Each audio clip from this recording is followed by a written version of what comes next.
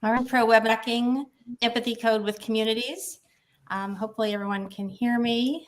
And so I'll introduce myself. I'm Susan Roth. I'm the Director of Communities here at QuestionPro. And so just want to thank everyone for registering for this webinar. My co-host for the session will be Jill Manili. And so Jill, if you're there, if you can join, that'd be great. Good morning, Susan. Okay, great. Hi, Jill. Hi, how was your weekend? It was good. It was good. It was really beautiful weather here. I'm on the East Coast. I know you're on the West Coast. And so it was really nice here. Warm, but great. How was yours? It was nice. It was not too hot. I got some paddleboarding in with my dog, and she managed to stay on the paddleboard. Nice. Excellent. Good. All right. Well, I think people are starting to come in, and so we probably should just get started so that we end on time. All right. So do you want to move the slides forward? Sure. Okay. All right. So I'll jump in. Thank you so much for joining us. My name is Jill Manili, and I'm the Director of QualSite, and I'm thrilled to be here with you today talking about empathy. I have worked in marketing research for many years, both on the client side and on the supplier partner side. But most recently, I've been focusing on online qualitative research for about the past 7 years, working with DigSite, which is now becoming QualSite, part of QuestionPro. And I'm really excited to talk to you about it today. Great. And as I said, I'm Susan Roth. I'm the Director of Communities here at QuestionPro, and I've been in the research industry for quite a while, and spent most of the time focused on research approaches such as communities, online focus groups, digital ethnography, that sort of thing. So I'm excited to be talking to you today as well. All right, let's jump into it. Great. Okay. So kind of what do we mean when we talk about empathy? In general, empathy enables one to understand the perspective of another person or group.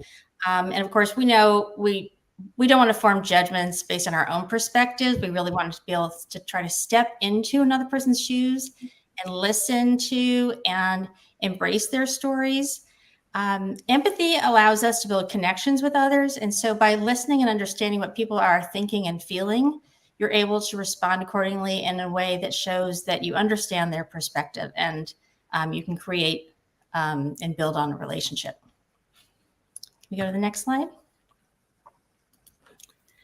So within the research industry, empathy is a powerful tool to gain insights into customer behavior, preferences, and mindsets. And by creating connections with key audiences, businesses can understand their customers and their stakeholders better and make informed decisions that drive key business outcomes. To achieve this, we recommend companies adopt a customer-centric approach, and lots of companies are just doing this anyway, but essentially keeping the customer at the center of their research.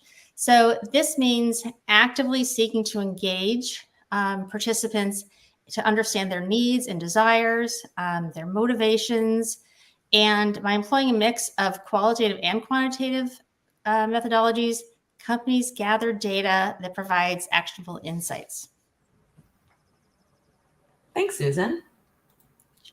Sure. So we're going to talk today about research methods that help you really develop that empathy with whether that be your customers, your target audience, category buyers, people who use services, who don't use services.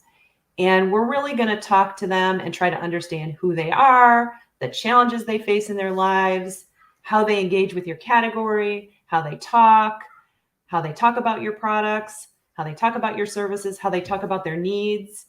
And that really helps, when we do that, that helps our clients really uncover nuggets that are going to help them create products and services that really resonate with them. So I think a lot of organizations have, are focused so much on developing innovation, developing communications, and they may think that they're their own target audience, but in reality, they are not their target audience. Whoops, a little bleep there. But in reality, they are not the target audience. So it's really important for organizations to do these types of research where they really are deeply understanding their customers and kind of stepping in the shoes of their customers. And that's going to help them develop communications and products that resonate with them.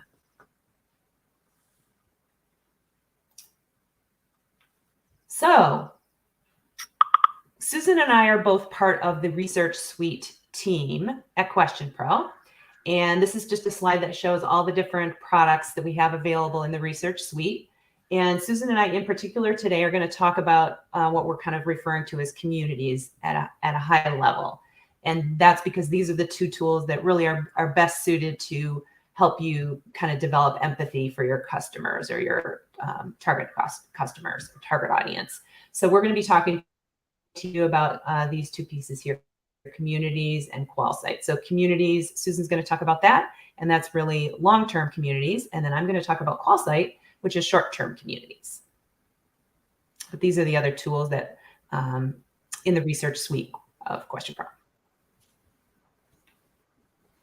Great. So thanks, Jill. Sorry, I seem to have been booted out for a moment, but I'm back. So just to talk a little bit about long-term communities, essentially long-term communities, are the type that run for, 6 months to years. We have some that have gone on for many years, and they can be hundreds of people or thousands of people.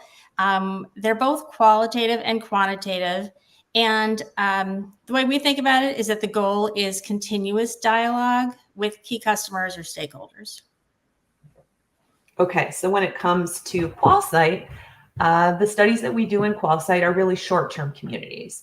So they typically run for the typical study we do is maybe 2 to 3 days, but they can run longer than that depending on the business issue. They may run for weeks. The typical QualSite community would have maybe 20 to 30 members. The typical QualSite community is really qualitative in focus. And the goal is to deep dive into a particular business question. So while the longer term communities, clients can kind of dip in and out and ask questions over time, with QualSite, the whole study is designed around one business question. We bring in the right customers or the right participants to answer that question. And then after the study ends, then they kind of go away and that's the end of it. So Susan is going to dive into telling you a lot more about communities, and then I'll come back and talk about QualSite. Great. Okay, can go to the next slide. All right, good. So at QuestionPro, we think about the long-term communities as high-frequency research with continuous dialogue. So we are creating and engaging and managing online communities and making sure that the communities are set up in a way that participants are regularly engaged, whether it's with the surveys or our qualitative modules. And we have people who will get the platform set up for you, people who can run it for you. And if you want to do, a lot of it yourself, once it's set up, I mean, it's easy to set up, but we'll definitely help you get that set up. But some clients want to run it mostly themselves, and that's fine. And we're happy to let them do that. But if you want project services or more help moderating and sort of continuously keeping people engaged, we will do that as well. So, and then in terms of the steps, so, what's that? Sorry, I moved ahead. I was too quick on the ball. Okay. So first we start with recruiting. So the overall approach is to recruit your target audience to join the community. And this can mean actually helping you screen and recruit members. Or if you already have a panel of customers, we can easily and efficiently port them over to our platform. We engage members with surveys and discussions and polls and collect the insights from the target groups using our research tools. We then reward participants by providing points for various activities, and they can redeem them for a wide variety of options. Could be donations, could be gift cards. We also want to intrinsically reward them through gamification badges and leaderboards and other types of social rewards and recognitions. The impact of this is that the approach will yield an impact on your business and your customers through appropriate application of the insights. Okay. All right. And so we show some of the features here, but I want to just talk for a moment about the benefits of the community. And essentially, it's an agile approach to research, with the goal being discovery and sort of continuous dialogue, as we've said, allowing for flexibility to pivot if objectives change or new information comes to light. And it also allows for co-creation with the brand's promoters and the ability to iterate on concepts and content and copy to drive innovation and development, as well as marketing communications. So our clients are essentially developing their own advisory panel to uncover and cultivate new ideas. And the community acts as a listening tool to keep a constant pulse on your customers. So we have our survey platform, which is very advanced and easy to use to run surveys, as well as our quick polls for quick insights. And we have our qualitative research methods set up in modules. So that could be topics or idea boards, those for online discussions, and our video discussion online focus groups, our live cast video questions, which I'll show shortly. And then we can also connect with QualSite, which Jill is going to talk about. So, and in addition, we also customize the platform for your product or service or brand. And that actually kind of leads us right into the next slide. Can you go back to the designs? Yeah.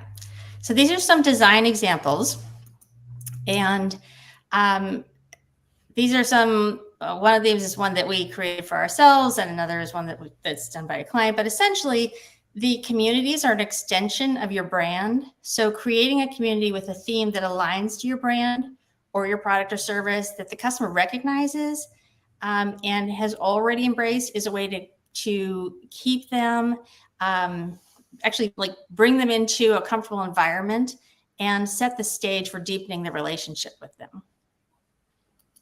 Okay, now we can go to the next. All right, thank you. So what we're seeing here now are idea board and topics, and these are two of our qualitative modules, community modules, and they're both asynchronous in nature. And what that means is that people come in and participate when it's convenient for them, any time of day or night. This aids in engagement because it allows them to participate when they're available. It's not at a certain time, like the online focus group, for instance, but also it is the type of thing that keeps them engaged because hopefully we're making it interesting for them to keep coming in and participating. We want to allow our clients to dive deeper into what the key target groups are thinking and feeling. So for these discussion board modules, they're very similar, but you can set one. So in this case, the idea board is set up for the moderator to pose questions to the members, and the topics question is set up for members to ask questions to other members. And by allowing members to ask their own questions, you gain insight into what's foremost in their minds. And what are they thinking about and dealing with, and what do they want to talk about in this group? And both tools provide the ability for moderators to probe and members to comment, as well as voting options. But the key thing to keep in mind is that listening to what's on participants' minds builds empathy into the customer experience and perspective. And that is crucial to understanding what truly matters to them. So we can go to the next slide. All right, great. So this is video discussions, and this is our live focus group platform. And this allows businesses to bring customers' voices to life by observing their reactions, emotions, and expressions in real time, similar to the way it happens in in-person groups, but obviously online. And we've all gotten very used to Zoom and all those platforms. But by hearing directly from customers and observing their reactions and interactions with others in the groups, businesses gain a deeper understanding of the consumer's wants and needs and pain points. And they can also see members' nonverbal cues, their body language, their facial expressions, and these can reveal if there's something that a member is not saying, or they're holding back, or they're maybe hesitant about something. The moderator can pick up on those things and probe more and see what's underneath. The members are chosen from within the community, and so you know that they are relevant to the discussion at hand and able to provide valuable insights. We'll go to the next one. Okay, so this is our live cast video recorded response. So as you know, people are constantly sharing videos via social media and other channels, and so it's a quick and easy option for providing feedback. We're showing it here on a mobile app, but it also works on our online portal. And so it's really kind of a one question activity where the participant is asked to answer the question via video. And traditionally, one of the drawbacks to videos was that they were complicated to analyze. So it took a lot of days of manually reviewing each video and coming up with themes and adding annotations. But the live cast video processes the data for each individual and for the group, providing key themes that were captured, as well as a percentage breakdown of sentiment per theme. So if we can go to the next slide, you can see that better. Okay, so you can sort of see how the themes are separated and broken out. The percentage is broken out by sentiment per theme. Okay, and if you're looking at the data from one person's video, you can see that you see the transcribed response and sentiment analysis by each phrase that they've said. So having this insight into, if you wanted to, look, instead of looking at the group, if you want to dig deeper and look at what individuals are saying, you see the sentiment behind each phrase, and that can be very revealing. QuestionPro uses machine learning and natural language processing to identify the underlying emotions within each individual video and then generates the comprehensive reports. All right, and can we go to the next slide? All right, so we do have a case study. One community that has been running for quite a while is our Energizer study, and the client has been very pleased with the results and has allowed us to show this. And Energizer operates, we're thinking about Energizer batteries, of course, and Energizer operates in a very highly competitive market, and brand loyalty is low, brand attrition is high, and the client requested us to recruit and maintain and build a community of customers and promoters, and they wanted to conduct some small research activities frequently and leverage it for continuous discovery. So we did that and provided a combination of surveys and online focus groups, and listening to the members tell their stories provided insights into how they became loyal users, how they became loyal to Energizer and promoters, and what other needs they have provided key insights for future growth opportunities for Energizer. And I'll just say that we were told that working with the QuestionPro communities has led Energizer to completing projects and collecting insights 200% faster than they had previously gotten, and higher customer satisfaction scores, and an increase in repeat customers, and increased customer retention numbers. So we're happy to see that. And so we continue to work with Energizer today. All right. Then Jill, I think this is over to you. Okay, great. Thanks for sharing. I love that example with Energizer. All right, so let's talk about QualSite. All right, so when we describe QualSite, we really describe it as a fast and flexible qualitative tool, and it allows you to engage with and learn from carefully selected consumers. And the result is it helps you and your team build new products, build new services, and build new communications, or tweak the ones that you have. And when we say carefully selected consumers, that means that we're recruiting the participants that are right for the particular business question that you have. So whether that's people who use a particular type of product, whether it's people who have particular attitudes, they could be users, they could be non-users, they could be athletic people, they could be B2B, they could be in a particular role in an organization. So that's what we mean when we say carefully selected consumers. Okay, so what are the different parts to QualSite? So QualSite is a platform, and in a study, I mentioned earlier that most of our studies are 2 to 3 days. So when I say 2 to 3 days, I mean that participants are going to be logging in for about 10 to 15 minutes each of those days, and they're going to be completing some tasks that we've asked them to do. So they will log in for 10 to 15 minutes each day. And they will be engaging in those tasks, and then also asking follow-up questions. So as they complete those tasks, the client and myself will go in and ask them follow-up questions to where there are places we want them to elaborate further. So how do you see the results in QualSite? Well, we have dashboards and reporting. So as the study progresses, clients are able to follow along and see what's happening, see the results in the smart dashboard that we have. And then when the study's completed, or really anytime, you can download the results from that smart dashboard into an editable PowerPoint. So I think one of the things that we really do well at QualSite is recruiting. We are very, very quick in being able to set up a meeting, understand your screening requirements, create a screener, get that recruiting going, recruit those people that you need quickly and get them into that community so we can start learning from them.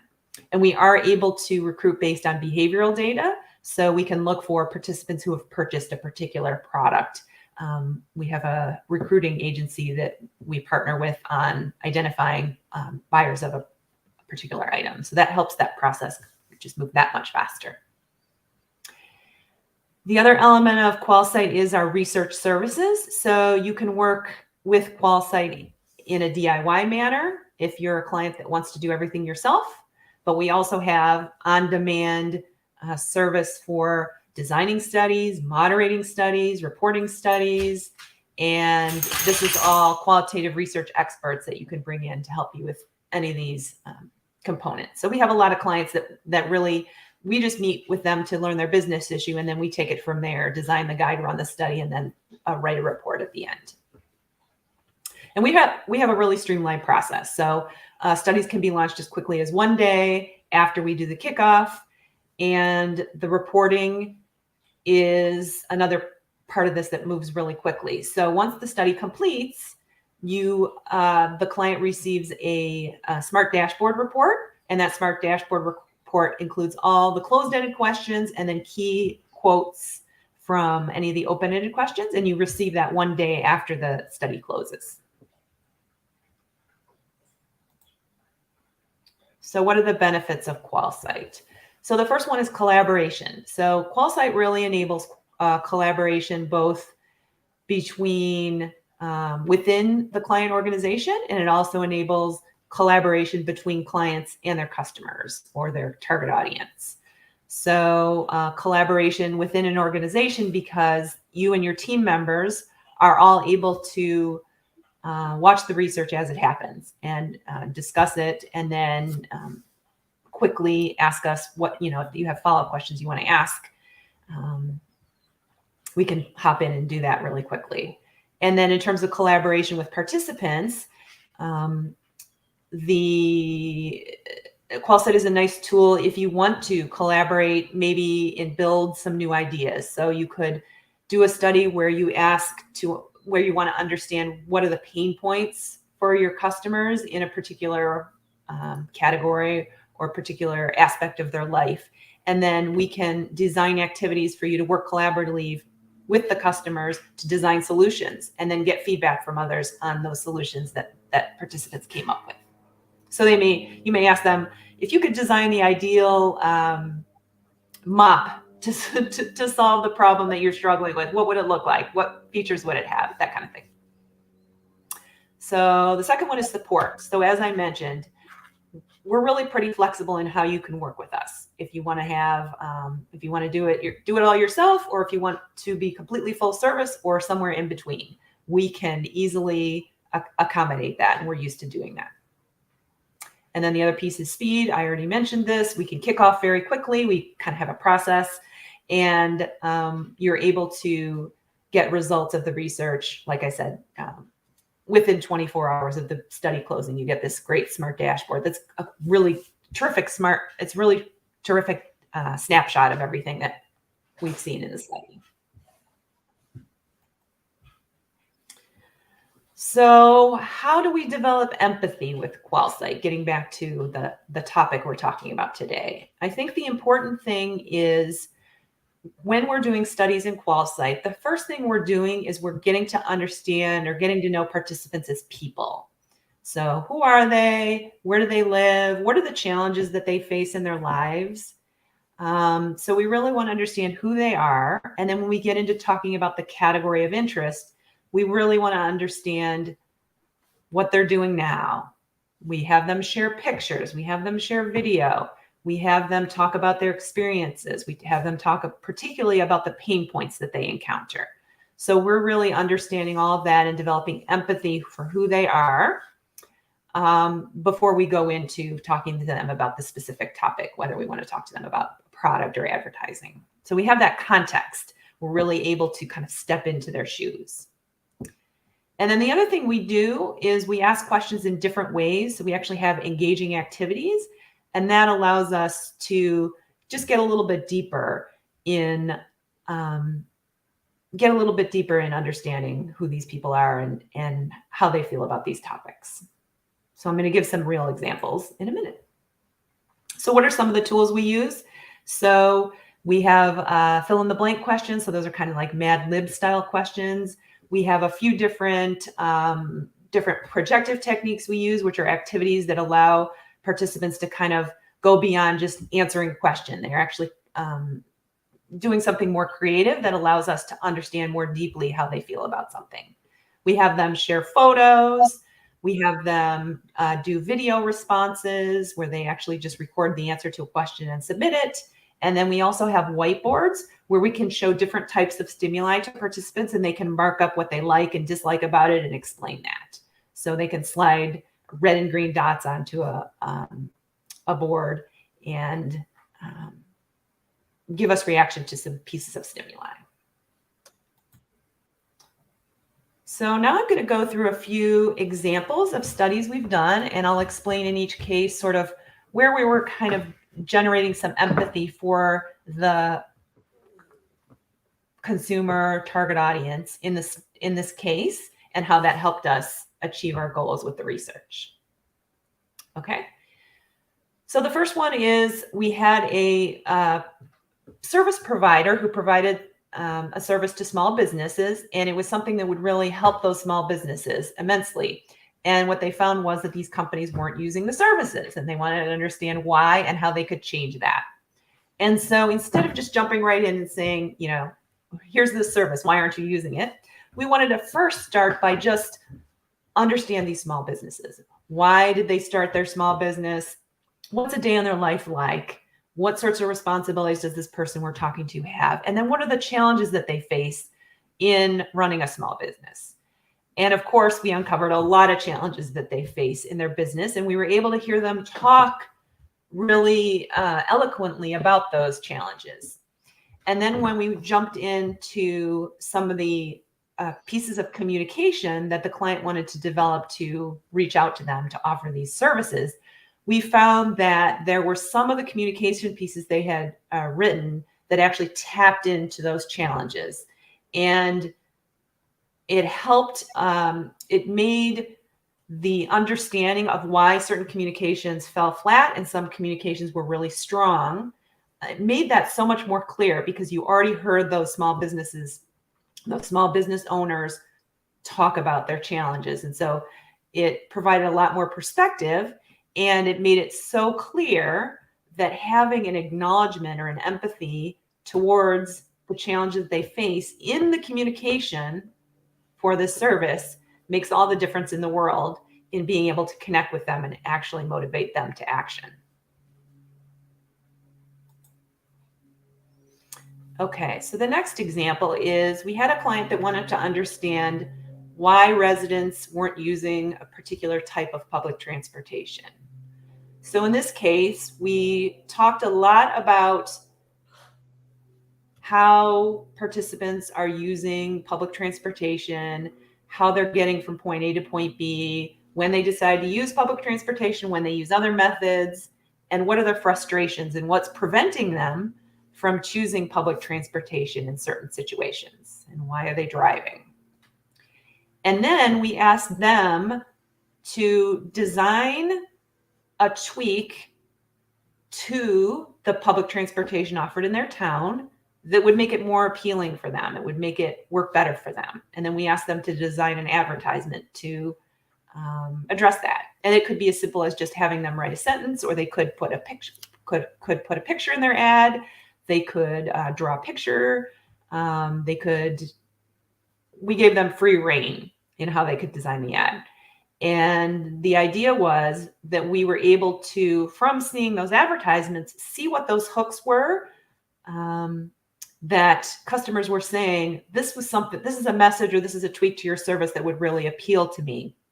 And what we learned was that there were some aspects of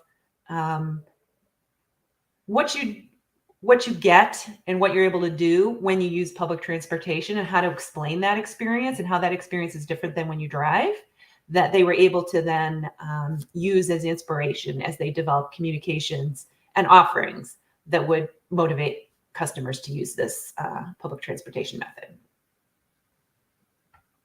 And that one, we actually offered a prize to our participants.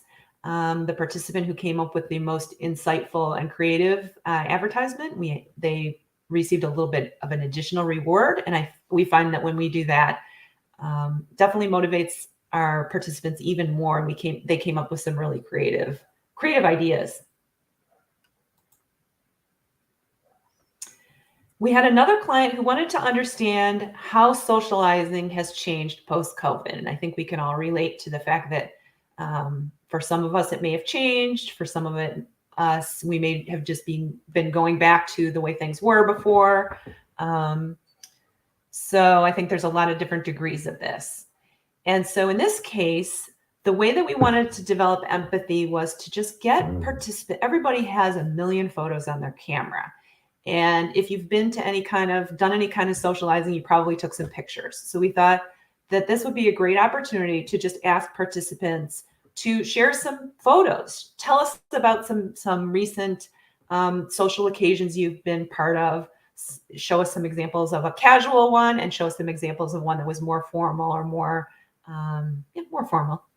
And so we actually had them share photos and talk about it from their own perspective. And that helped us dig in and understand what the range of occasions were before we even jumped into understanding if they perceived those types of social occasions as being different from what they maybe did before COVID. And that element of photo sharing helped us do that, and helped us really understand from the consumer's perspective and see the visuals, kind of what they're doing and what it's like. And that allowed us to come up with some new and unexpected ways that they're approaching socializing, and how it's a little bit different from before COVID. Okay, the fourth example.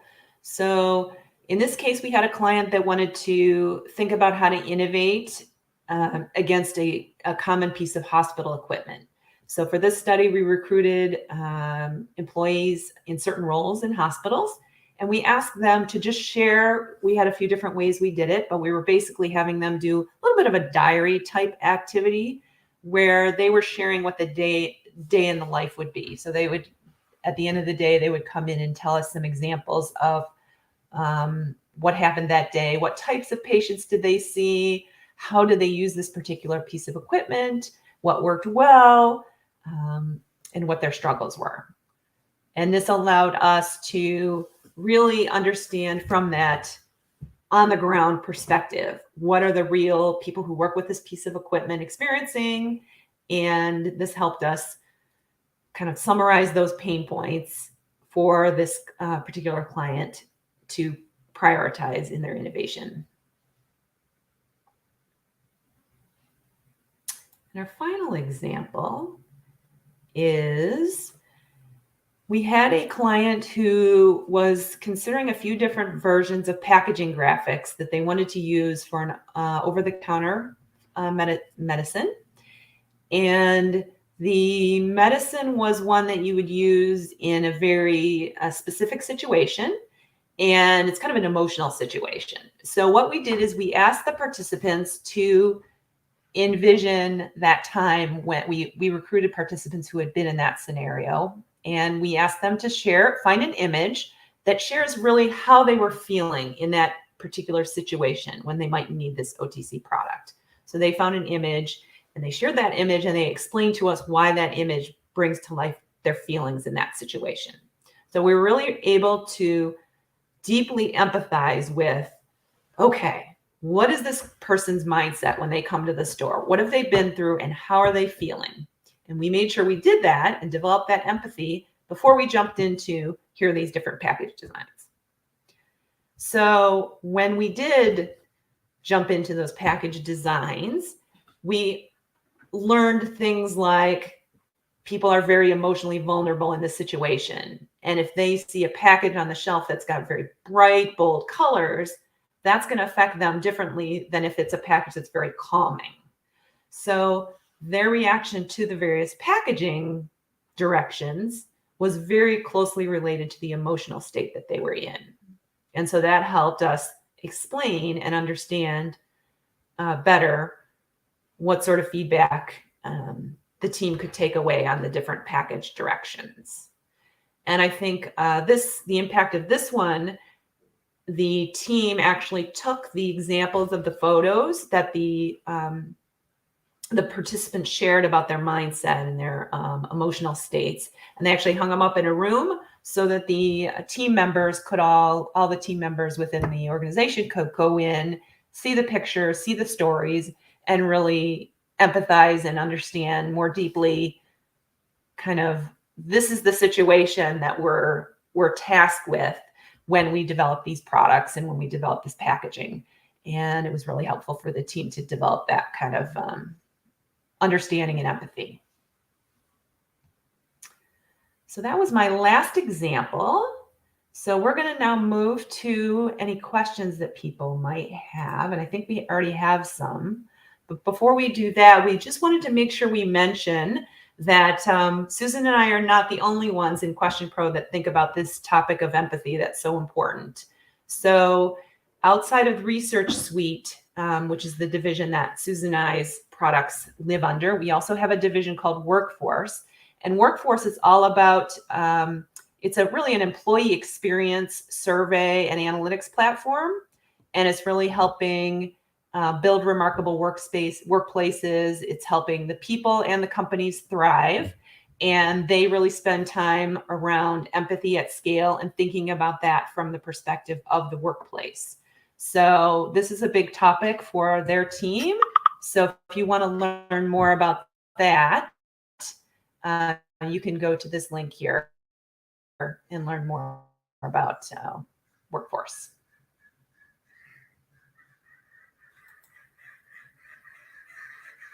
So let's jump into some questions, Susan. Do you have one you want to start with? Do we have some? Yeah, we have some people sent in some questions. So one of them that I have is, what are the pros and cons of setting up a brand-based community panel? And this is kind of a question that we get somewhat often. So I would say that if you want to research regular users of a product or service, that's they're really the sort of the people, the groups that we typically use for brand-based community panels, because you'll get insight into what they like about the product, the benefits they see, the roles it plays in their lives, how they use it, as well as any pain points, so that you as the client can act on it. And this provides an opportunity to secure your target audience and potentially grow it by listening and learning and responding to what you've learned.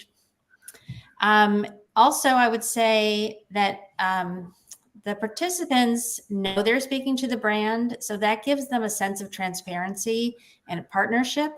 And so they feel like their voice matters. And this helps to build your relationship with those people, and also the others that they represent when you adjust your communications and your marketing to address them and their needs.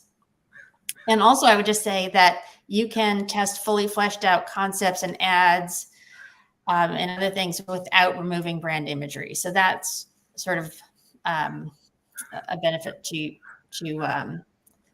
these branded communities. In terms of a con, I would, sort of this along the same lines. It works best with users. Non-users of a brand are less inclined to participate in a long-term community. It's really just not going to be engaging for them for a long period of time. If you're going to need to talk with non-users, I would suggest a shorter-term community.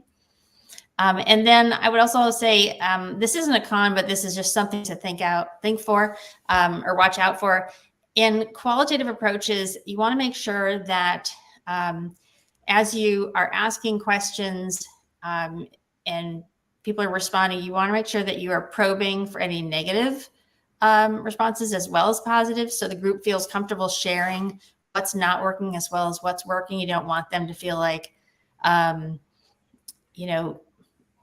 all we're looking for or all anybody's saying might be positive because they are loyal users. We really want to encourage to make sure that you get both perspectives or all a well-rounded research response.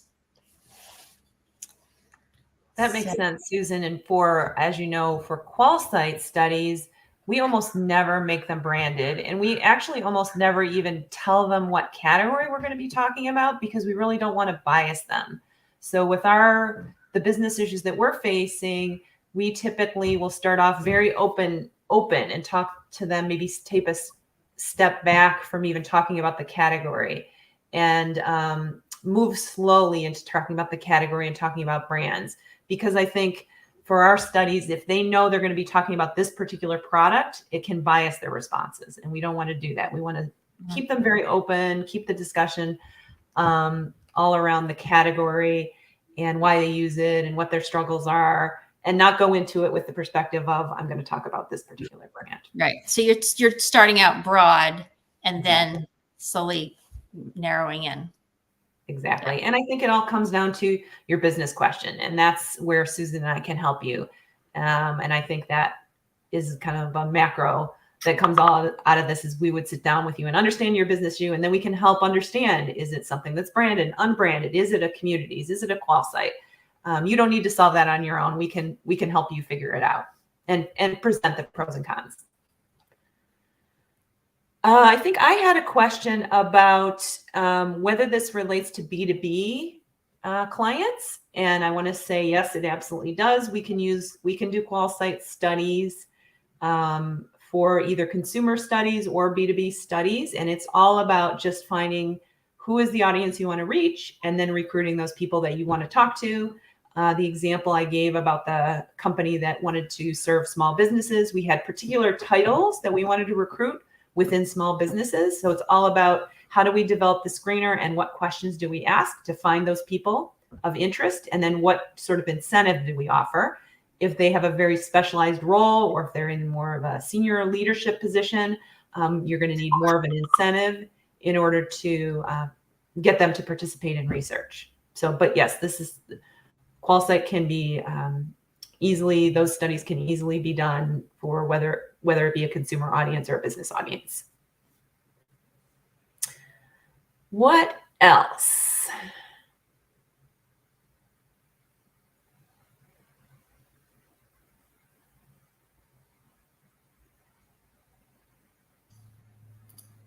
We asked, somebody asked about timing. I could speak to that for QualSite. So for timing for QualSite, if you're talking about the whole scope of the study, typically we might have the first week, we might do a kickoff meeting, develop a screener guide,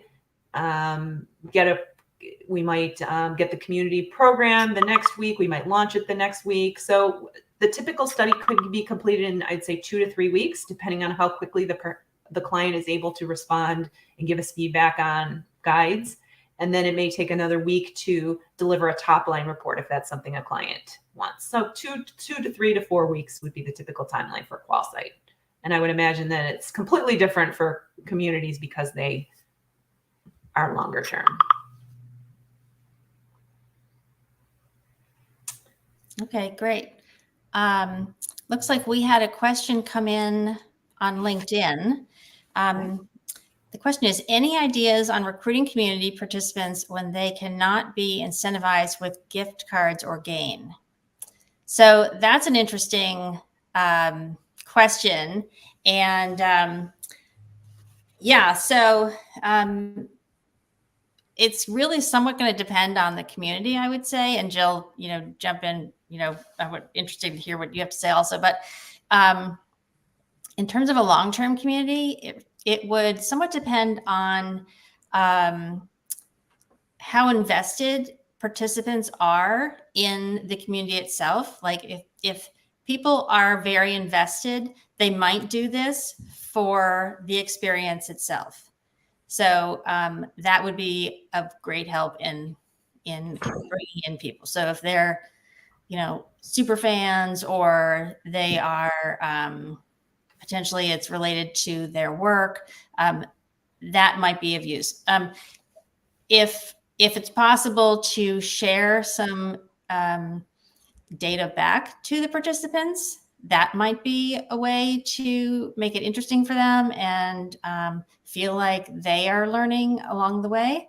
I know that sometimes in B2B projects, participants like to participate because they like to hear what others are saying in their, in their industry.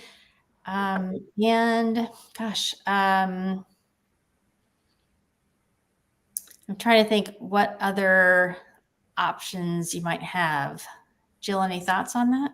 Well, I think in QualSite, sometimes when we have a topic that's very personal to people, so it may be that they have a particular medical challenge, or they're in a particular phase of their life, they really appreciate being part of a discussion about that topic. Like if they're passionate about travel, or they're struggling with a medical condition, and the idea for them of being in a community with other people that are in that same boat can be appealing and motivating to them. So there may be cases where they're actually happy to participate, and they actually enjoy, what they tell us is they enjoy seeing and we don't always, so when participants answer the questions, we can either have a setting where it's private and no other participants see their answers, or we also have settings where they're able to answer a question blunt, they haven't seen what other people say, they answer the question, and then once they answer, they're able to see what others say, and then they can comment and build on what others have said. And so I think in those more personal topics, when they have questions like that, where they're able to see and build on what others have said, that really is motivating to people. Yeah, that makes a lot of sense. The other point I just want to add is that the question was about people who cannot be incentivized with gift cards or gains. One option we do have is that they can donate their incentives. So if that's a possibility, that is available as well. So maybe they can't themselves maybe accept an incentive, but they can donate it. Okay. We have another question, which is, I've been using QuestionPro for survey design for many years now and have been conducting quant and qual studies for over 30 years. Where does QualSite source their moderators? And assuming you outsource that component, would it be possible to get on a list? Well, actually, we most of our studies, I do a lot of them, designing the studies and moderating the studies myself. And so we do sometimes work with outside moderators, and we just want to understand what their experience is, and talk to them in depth. So yeah, Steve, we'd be happy to talk more with you and understand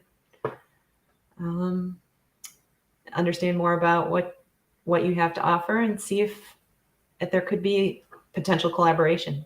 Yeah. Hey, you never know what kind of questions you're going to get. Maybe, it could be a new colleague. All right. All right. Let me see. Do we want to do any more questions? Or we have a little time. Let's see.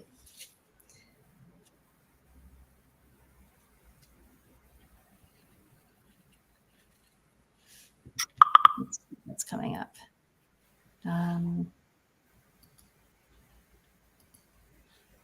Okay. I think we got most of the questions that are sort of most pertinent to this topic. We got some others that are sort of, a little bring up kind of other capabilities that we have. And so, we'll probably have somebody reach out to you to address those more directly. But just want to say thank you to everybody for being here today, for joining us. Please feel free to reach out if you have any questions. And thank you to Jill, and thank you to Danielle in marketing, who's behind the scenes, and everybody who's helped us today. Thank you, Susan. It was fun talking about this, and we look forward to talking with all of you. If you want to dig in and talk about specifics about a business issue that you have coming up, we're always happy to brainstorm, talk about how we might approach it. So feel free to reach out to us.